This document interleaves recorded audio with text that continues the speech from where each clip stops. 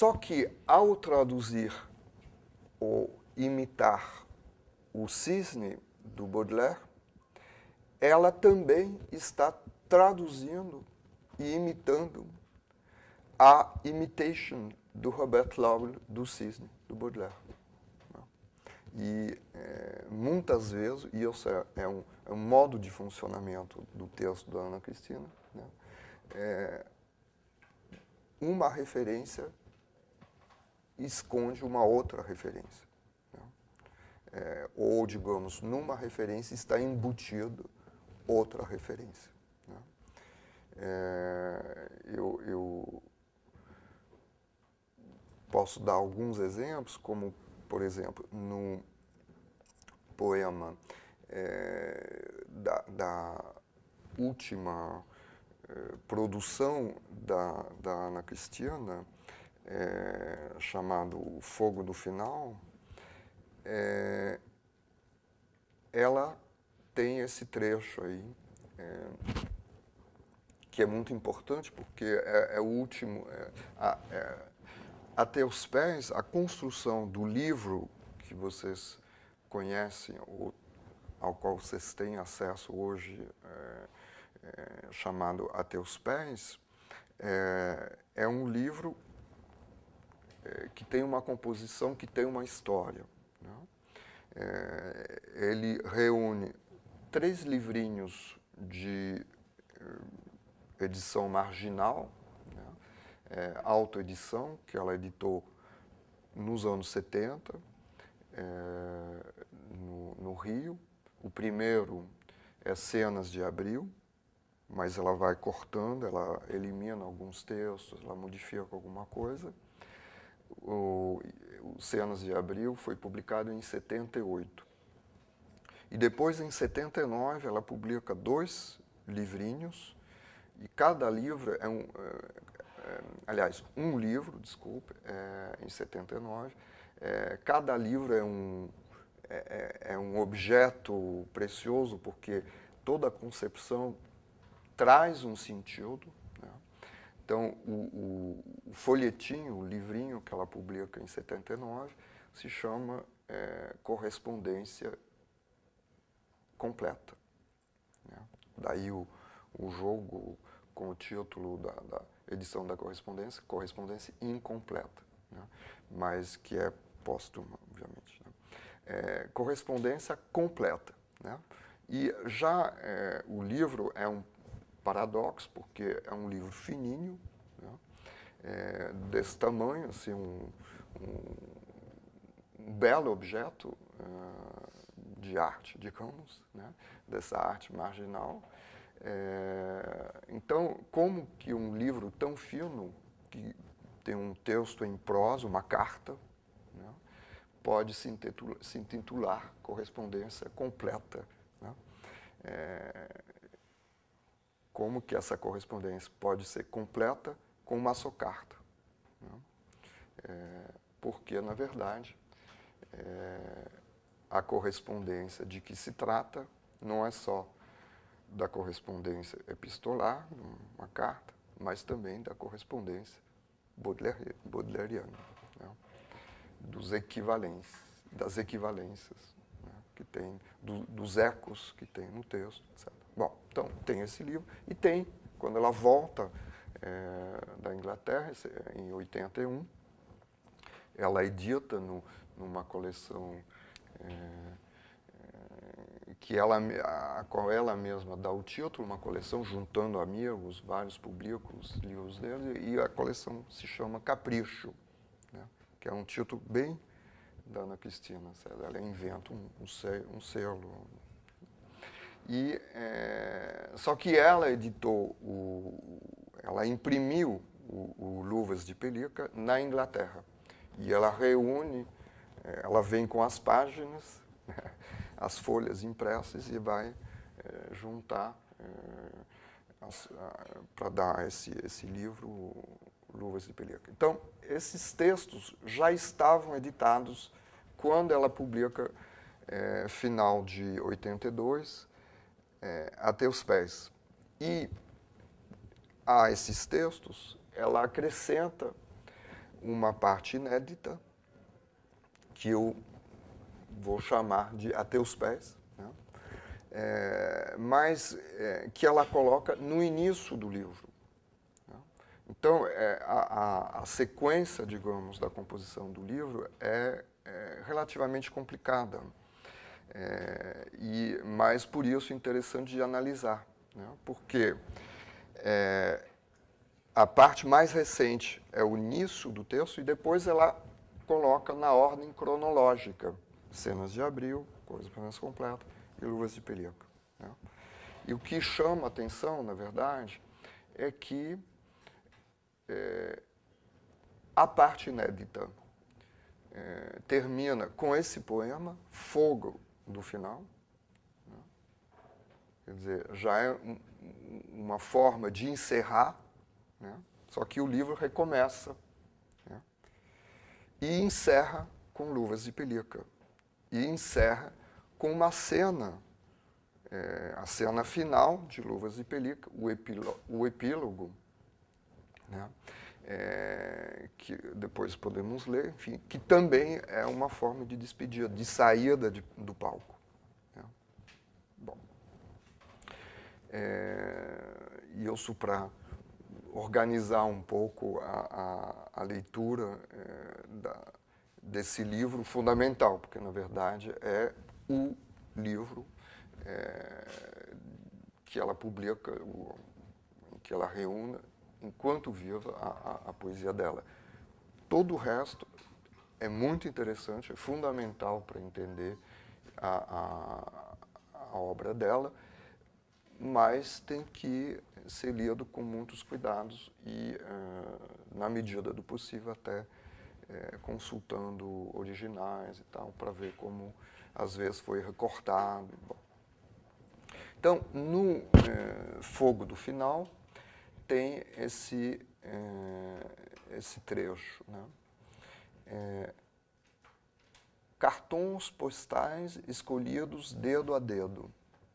Isso remete, na verdade, ao final de Luvas de Pelica, que é uma cena de prestidigitação, em que ela vai passando cartões postais para o público, né? No verso, portanto, no verso do cartão postal, mas no verso do cor, né? Atenção, estás falando para mim? Sou eu que estou aqui, deste lado, como um marinheiro na ponta escura do cais? É para você que eu escrevo, hipócrita. Para você, sou eu que te seguro os ombros e grito verdades nos ouvidos no último momento. Me jogo aos teus pés inteiramente grata, etc, etc. Quer dizer, essa passagem, esse trecho de Fogo do Final, na verdade, está reescrevendo, imitando o famoso verso do Baudelaire, falando do hipócrita leitor, né? Meu irmão, mon semblable, mon frère, meu semelhante, meu irmão, né? Então, já é interessante ver o cunho dramático, né, que ela dá a essa citação, entre aspas, esse aproveitamento do texto, do verso do Baudelaire, e também essa situação, né, do hipócrita, né, dentro de uma espécie de briga de casal, né? Só que, ao citar o Baudelaire, ela também está citando o T.S. Eliot, né, que cita ele em francês, esse verso do Baudelaire, no final da primeira parte do The Wasteland. Né? E disso eu não tenho dúvida que ela está mesmo citando também o T.S. Eliot, porque era uma das leituras prediletas da Ana Cristina. Então, esse é um exemplo. Um outro, eu não vou estar com ele, com a citação exata aqui, mas é quando ela cita outro poema do Baudelaire, que é Recueillement. Sois sage, ô ma douleur, et tiens-toi plus tranquille. Bom, que é um poema também tardio das Flores do Mal. Então ela imita esse texto, fica quieta, minha dor. Tá, bom, só que isso também está, digamos, comprovado pelos manuscritos, pelas cartas e tal. Ao citar esse texto do Baudelaire, ela está citando o Mário de Andrade, que escreveu uma ou até duas, acho, paródias desse texto. Né? Então, para vocês terem uma ideia da complexidade, né, da obra poética da Ana Cristina. Mas, voltando ao nosso assunto, né, com esses exemplos em mãos, né, podemos ver que um dos grandes ovos de Colombo da Ana Cristina César foi justamente explorar de forma muito diversa, muito inventiva, as potencialidades criativas da tradução. Né? Pensar a tradução, usar a tradução, né? Não só como uma obra de passagem de uma língua para outra, né? Mas também como um meio criativo, na sua potencialidade criativa. Né? E isso vamos tentar analisar e pensar um pouco esse ovo de Colombo, né? Que não é, quer dizer, que tem uma história. Mas antes de chegar a essa história, eu queria terminar com o segundo momento, ilustrando o interesse constante da Ana Cristina pela tradução, pela questão da tradução, ligada à questão da criação.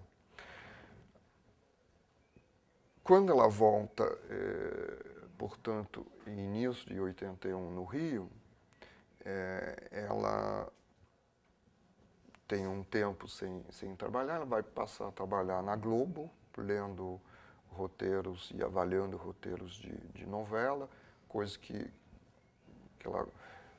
que ela gostava muito, porque adorava novela, adorava Alencar pelo lado novela do Alencar, por exemplo. E ela não sabe o que fazer desse curso que ela fez, desse Master of Arts, sobre tradução literária. Ela gostaria muito, no momento em que, de fato, a universidade não valoriza essa temática, ela gostaria muito de continuar trabalhando com isso. Na correspondência que ela manda da Inglaterra, chega a pensar em fazer um doutorado com Auguste de Campos, por exemplo, sobre essa questão. Enfim. E aparece uma oportunidade em 83, né, de ela montar um curso extra para a PUC do Rio.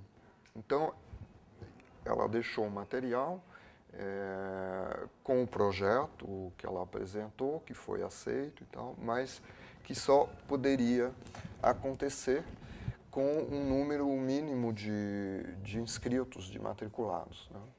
E o que não se deu e o curso não se realizou. Mas, dispomos de um material que ela juntou, poemas, projetos, anotações e tal, né? O curso que ela teria dado entre outubro e novembro de 83 era chamado Leituras de Poesia Moderna Traduzida, né? Leituras de Poesia Moderna Traduzida. Portanto, não é exatamente um curso sobre a tradução literária, né? E o projeto dela era deixar de lado a questão da comparação com o original. Ela queria trabalhar com diversas versões de um mesmo poema, ou de alguns poemas, poucos, 2, 3, né? Uma pequena amostra, digamos. Então, versões portuguesas ou brasileiras, sobretudo brasileiras, né? De poetas como T.S. Eliot, Mayakovsky, Baudelaire, Whitman, Mallarmé, Pound, Cavafy. Essa é a lista que ela tinha pautada, digamos. Até convidando, ela queria convidar alguns tradutores vivos, né, para participar desse curso, dar o depoimento, conversar com os alunos e tal. Então, a preocupação dela, de novo, não é tanto com a questão da fidelidade, né, essa tradução matrimonial que ela coloca como o primeiro eixo possível da tradução, né, mas tinha mais a ver com o que eu chamaria, usando uma fórmula do Antoine Berman, de horizonte tradutivo, né? Qual era o que se pode deduzir a partir da tradução do horizonte tradutivo, né? Qual é a perspectiva do tradutor na tradução? E isso pode aparecer sem necessariamente se remeter ao original, mas comparando várias versões, né? Portanto, o elemento de criatividade e não a questão da fidelidade que está em jogo para ela nesse curso, né? Então, me parece, eu vou considerar demonstrado, né, o interesse complexo da tradução ligada à escrita, ligada à produção poética da Ana Cristina. Mas isso, eu diria que não é apenas o fato de Ana Cristina César, né? Na verdade,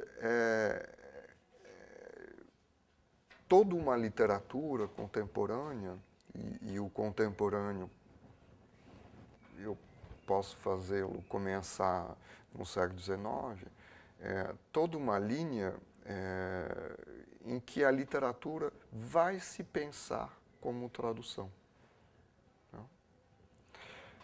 E disso eu queria dar alguns exemplos, algumas citações, para melhor situar e entender esse fato. A primeira citação, eu vou pegá-la de um poeta, o Robert Davreux,